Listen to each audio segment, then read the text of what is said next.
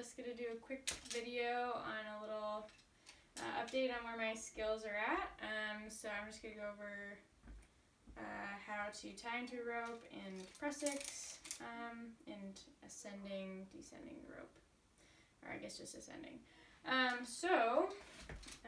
this is not like I'm not telling you how to do this. If anything, if you have any suggestions, let me know.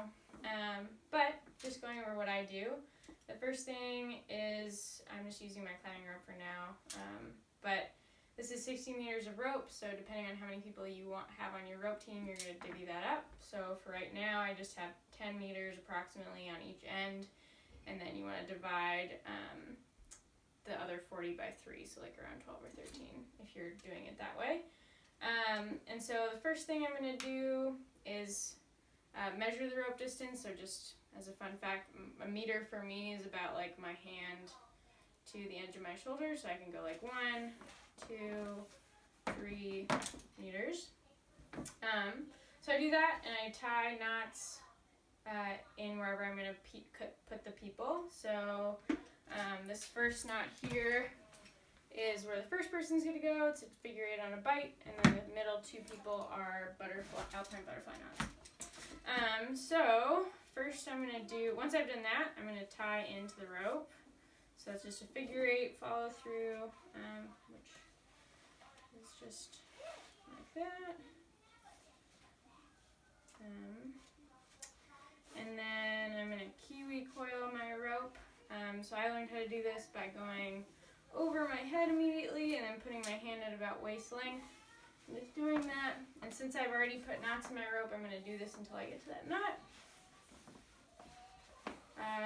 Now I didn't do this, but it would be a good time to put your hood up and all your layers on before you get here, obviously.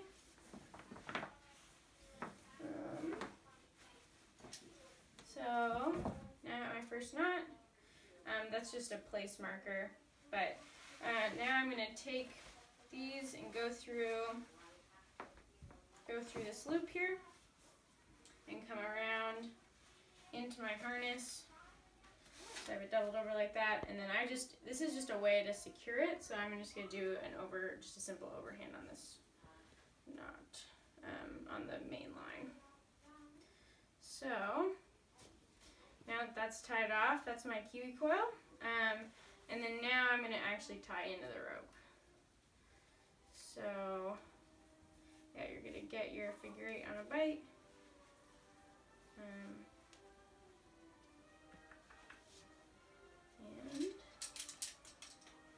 clip that in.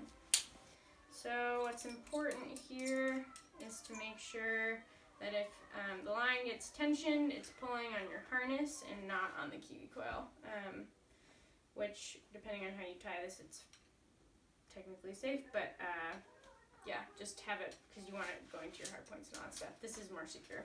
Anyway, so now that I'm tied in, I'm just demonstrating for the person on the back of the rope, the first rope, or the first person.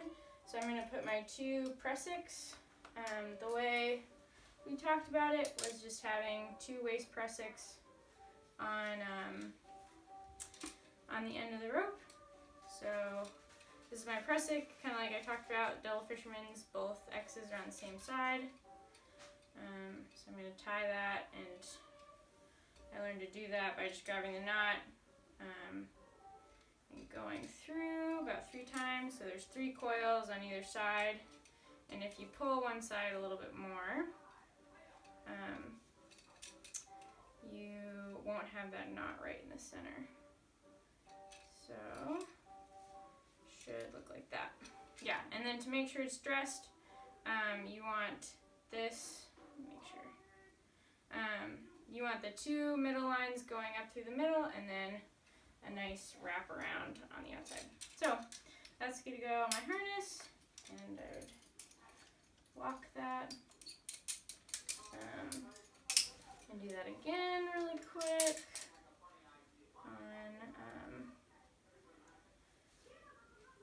earlier on. So this is going to be my leg loop. 2, 3. Let's get that off centered. second. Yep, dress that up.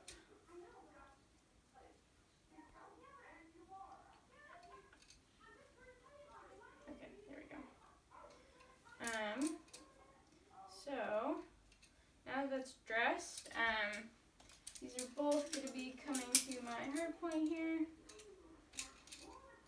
Okay, so the way we've talked about ascending the line from here, and we can talk about this all as a group, is just having your waist harness here and then another one here, and if you need to ascend, you take out a runner, or I don't have one right now, so I'm just going to use an extra hollow block, and girth hitch it onto what your leg loop would be. So I don't want to do that over the knot. So I girth hitch that in. Make sure the knot's out of the way. Now I can put my foot through this loop. I'll obviously bring my waist up and pull down. This will adjust, slide that up, pull down, bring my waist harness up, and obviously keep doing that. And watch your rope. So the whole point of the runner is just to extend your leg loop. Down and up. And the nice thing about this is I never took my carabiner off of the waist pressic, so I'm still kind of clipped in here. You wouldn't want to fall on it if there was slack, but that's just nice to be still clipped in. But the alternative to that, which we can all talk about, is doing a Texas pressic instead, which is similar except it's directly tied to your waist. And a little bit flexible there. I'll put that there for now. Okay, so just to go over for the middle person, I'm just going to undo all these really quick.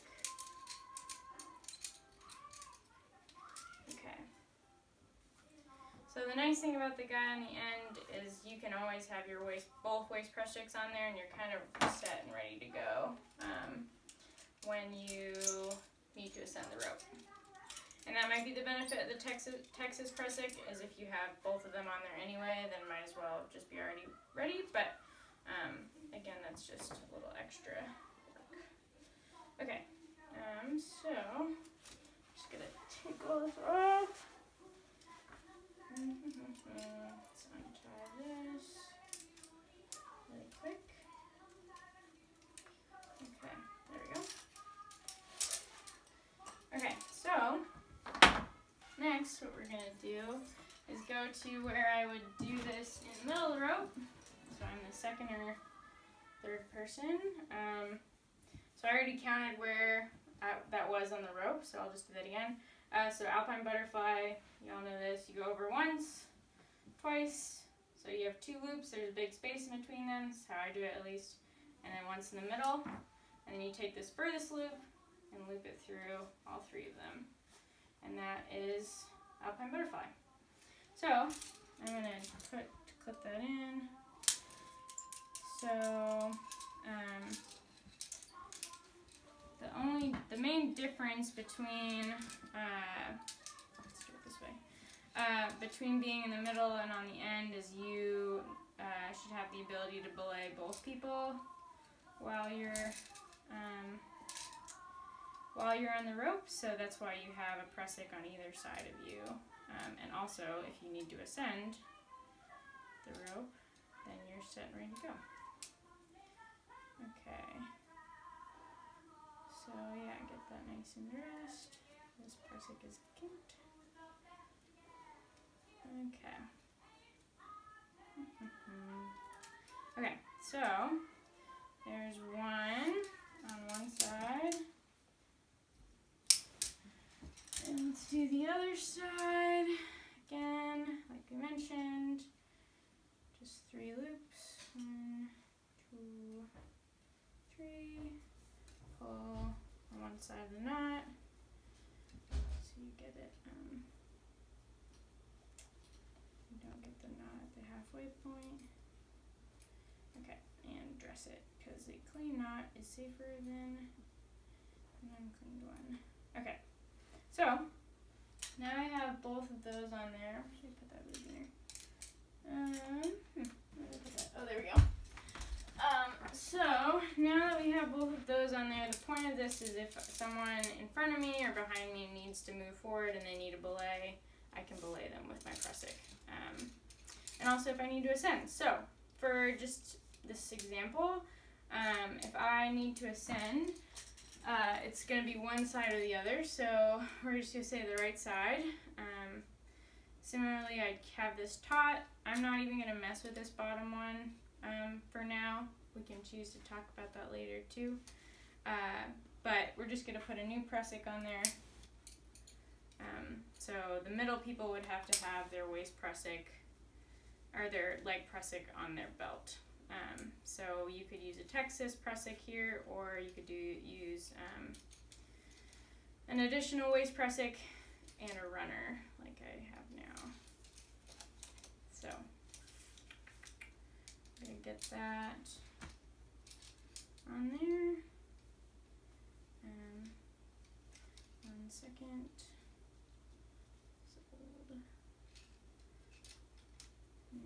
Okay. So again, you want it dressed. Cool.